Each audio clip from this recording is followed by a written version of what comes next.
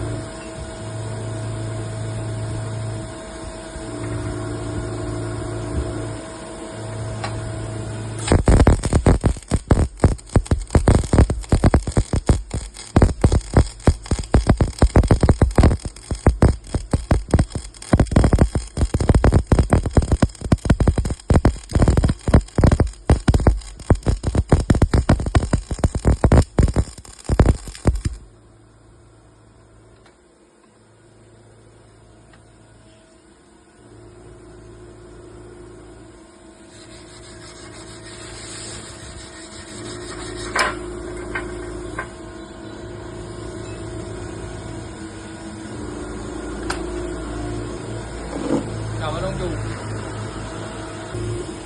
Xin chào ông chủ, tôi tên là Võ Văn Hùng, sau đây tôi xin trình bày sản phẩm.